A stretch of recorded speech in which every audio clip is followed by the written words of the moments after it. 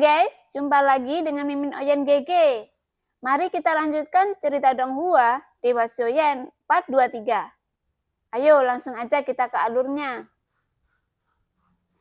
Pembunuh ribuan pisau, jangan suka menipu orang terlalu banyak.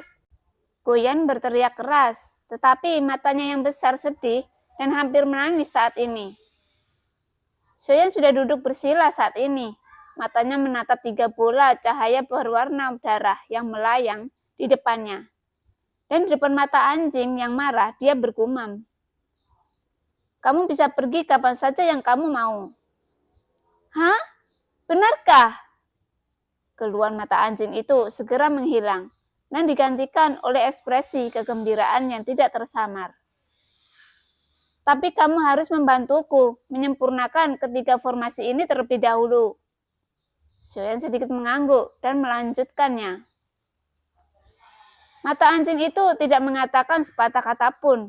Cahaya biru meledak di matanya, dan dia melihat perubahan misterius dalam 3 formasi yang diatur oleh Xiaoyan. Dan perubahan ini juga menyebabkan Xiaoyan mengangkat alisnya sedikit dan matanya menyipit. Meskipun mata anjing ini yang menyesuaikan formasi agar lebih sempurna, tetapi pada kenyataannya itu hampir setara dengan struktur dasar yang ditata oleh Xiaoyan yang telah sepenuhnya diatur ulang, dinaikkan lebih dari 1 tingkat.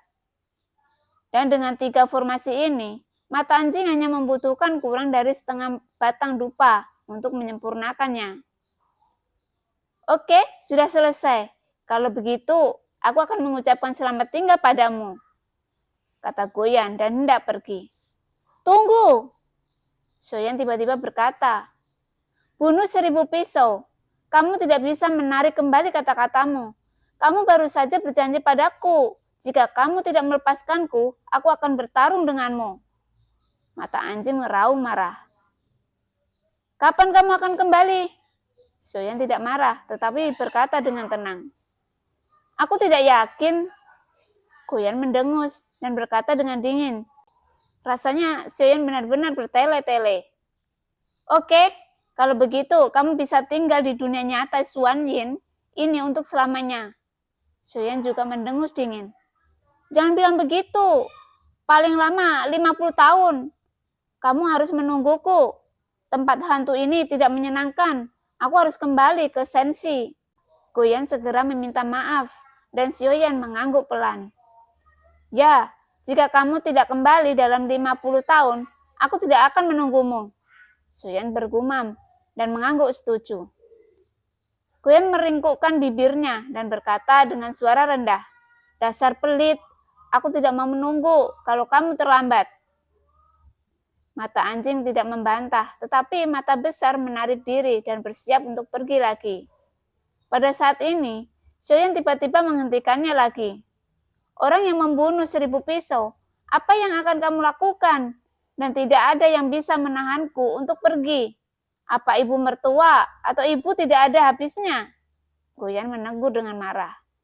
Goyan berjalan pergi, namun Xiaoyan menatap mata anjing itu. Meskipun keduanya dianggap sebagai pasangan terakhir dari musuh yang bahagia, mereka sebenarnya akan saling membantu pada saat-saat kritis. Hati-hati! Gumam Xiaoyan. Setelah sedikit jeda, Xiaoyan berkata kepada mata anjing itu dengan serius. Yang terakhir juga memberi sedikit jeda ketika dia mendengar kata-kata itu. Dan matanya yang besar berubah sedikit merah. Hanya wanita yang menangis. Keluar dari sini atau aku akan menguncimu. Xiaoyan berkata dengan dingin saat melihat ini. Dan kehangatan yang akhirnya muncul seketika dikalahkan. Sentuhan emosi yang akhirnya berkobar di mata anjing itu langsung hancur setelah dimarahi. Sosoknya bergoyang, seolah meleleh menjadi ketiadaan dan menghilang. Kekuatan jiwa Xiaoyan menghilang, tapi dia tidak bisa lagi merasakan aura mata anjing itu. Itu benar-benar bisa pergi dari awal. Namun Xiaoyan merenung. Keberadaan mata anjing juga membuat Xiaoyan tidak begitu kesepian dalam perjalanan panjang kultivasi ini. Meskipun dia tidak pernah pandai berbicara, tetapi apakah itu mata anjing atau Xiaoyan? Dia benar-benar peduli. hatinya walaupun sering melawan. Kepedulian Xiaoyan untuk Goyan, meskipun dia mengatakannya dengan santai, sebenarnya adalah perhatian untuk mata anjing dari lubuk hatinya. Namun, identitas mata anjing itu sangat misterius. Saya khawatir sejauh ini mata anjing itu tidak pernah menggunakan kekuatan aslinya, termasuk ekspresi depresi sebelumnya. Berdasarkan pemahaman Xiaoyan tentang mata anjing, 80% diantaranya palsu. Tidak ada keraguan tentang kecepatan mata anjing menebus formasi. Tampaknya tidak peduli seberapa kuat formasi itu, mata anjing selalu dapat retak. Saya khawatir ini bukan karena pencapaian yang sangat tinggi di formasi, tetapi dalam kekuatan jiwa. Itu telah mencapai tingkat yang belum pernah terjadi sebelumnya, tingkat yang sangat kuat.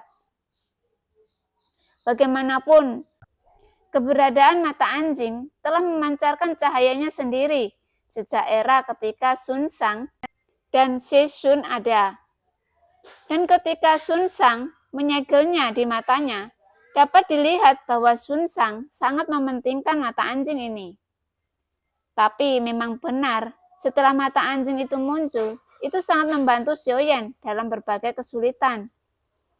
Itu hampir membuat Xiaoyan tidak lagi takut dengan formasi, dan bahkan membantu Xiaoyan untuk berhasil mengatasi banyak krisis. Meskipun mata anjing itu sedikit mengomel, dia masih tidak pernah menyerah pada Xiaoyan. Bahkan sebelum pergi, itu hanya pergi setelah mendapat izin dari Xiaoyan. Tapi kecepatan meninggalkannya di luar dugaan Xiaoyan, dan tampaknya ruang di menara pembantaian tidak memiliki batasan apapun. Dengan kata lain, jika ingin melarikan diri dari Xiaoyan, itu pasti sudah pergi dari awal. Tapi tidak, ada segala macam keengganan di mulutnya, tapi selalu di sisi Xiaoyan. Xiaoyan tidak tahu apa tujuan Goyan, tetapi dari sudut pandang saat ini, pikiran Goyan sangat sederhana. Dia tidak pernah memiliki rencana apapun di depan Xiaoyan. Tepatnya, rencana yang cermat ada di depan Xiaoyan, sama sekali tidak licik. Bahkan terasa konyol dan menggemaskan. Jadi sebenarnya, Xiaoyan juga sangat peduli dengan Goyan di hatinya. Dia sudah lama menganggap Goyan sebagai mitra, dan bahkan setelah Goyan pergi, dia sedikit ada kekhawatiran dalam hatinya. Yuan jika kamu bisa memperhatikannya untukku, aku merasa itu sedikit lebih bodoh daripada kelinci. Aku takut itu berbahaya, kata Xiaoyan perlahan. Dan sosok permaisuri tiba-tiba muncul di samping Xiaoyan dari udara tipis yang masih memegang kelinci Pingyun. Jahat, gumam kelinci Pingyun. Begitu pertanyaan ini keluar, kelinci Pingyun mengeluarkan raungan bernada rendah yang mengancam di lengan permaisuri, seolah memprotes bahwa Xiaoyan bahkan menyebutnya bodoh. Aku bisa melihat ini, tetapi kamu tidak perlu khawatir tentang itu. Benda ini pernah mencoba untuk menghapusnya, tetapi gagal. Jadi orang yang ingin melakukan apapun di dunia nyata Xuan Yin mungkin tidak dilahirkan sebelumnya. Permaisuri berkata perlahan. Dia sepertinya tidak asing dengan mata anjing, yang juga menunjukkan bahwa ketika Sun Shang datang ke sini, mata anjing sudah berada di sisi Sun Shang. Apakah Yuan tahu asalnya? Xiaoyan tidak bisa menahan diri untuk bertanya dengan rasa ingin tahu. Sepertinya bola mata yang kuat, Yuan berkata dengan serius. Xiaoyan hampir menampar dahinya ketika dia mendengar kata-kata itu. Mendengarkan kata-kata itu, Xi Jun lebih baik daripada mendengarkannya. Xiaoyan terdiam dan matanya segera beralih ke 3 bola darah di depannya. Itu belum terlambat, karena warisan Raja Iblis Tianhe ingin memberikannya kepada Xiaoyan. Apapun yang terjadi, dia menerimanya begitu saja. Xiaoyan melihat salah satu bola cahaya berwarna darah dan lengannya tiba-tiba menonjol keluar, langsung tenggelam ke dalam bola cahaya berwarna darah itu. Dan bola cahaya itu tidak memiliki penghalang, bahkan tidak ada batasan. Lengan Xiaoyan menebus bola cahaya berwarna darah dengan sangat lancar. hanya untuk melihat bola cahaya berwarna darah berputar dengan gila setelah lengan Xiaoyan menembusnya dan segera meledak dengan keras. Setelah bola cahaya berwarna darah pertama meledak, lengan Xiaoyan aman dan sehat.